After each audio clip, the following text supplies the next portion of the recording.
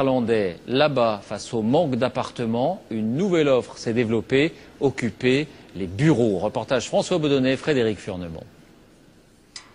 Chaque fois qu'elle rentre chez elle, cette jeune femme vit un conte de fées, car elle habite dans ce château de 3500 mètres carrés pour une bouchée de pain. Je paye 185 € par mois pour une vie de princesse. Et c'est tout.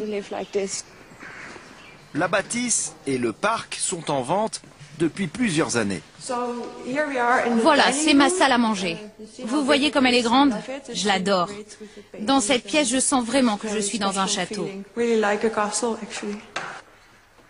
Si elle n'habitait pas ici, la demeure risquerait d'être squattée, vandalisée. Plus qu'une simple locataire, Babs est donc la gardienne des lieux. J'ai de la chance d'être ici depuis 1 an, mais je ne sais pas combien de temps cela va encore durer.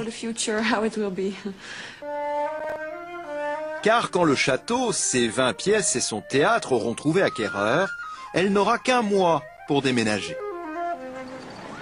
Aux Pays-Bas, plus de 50 000 personnes vivent ainsi pour quelques mois ou quelques années dans d'anciens commissariats de police, des écoles désaffectées ou encore des immeubles de bureaux en attente de locataires.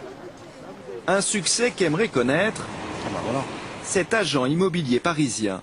Il propose le même service de location temporaire de bureaux. On pourrait installer sur Paris région parisienne plusieurs milliers de résidents temporaires. Et pour les propriétaires, avoir la garantie qu'il y a toujours de la vie dans leur immeuble pour éviter qu'ils se dégradent. Seulement voilà, alors qu'en région parisienne, un immeuble de bureaux sur 10 reste vide, les propriétaires sont encore réticents à les louer comme logement. Dans le nord de l'Europe, au contraire, habiter dans d'anciens bureaux est entré dans les mœurs. Cet immeuble du XVIe siècle a longtemps été la mairie de la ville. Bonjour, je viens pour l'inspection du bâtiment. Autour de la salle des mariages, conservée en l'état, depuis quelques mois, les anciens secrétariats ont été transformés en chambres.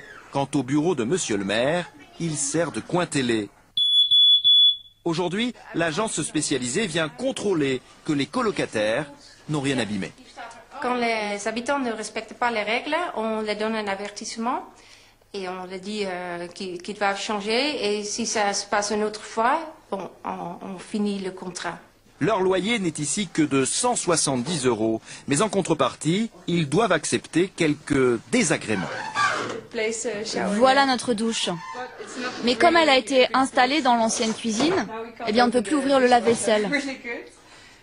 Et le frigo, eh bien c'est la même chose.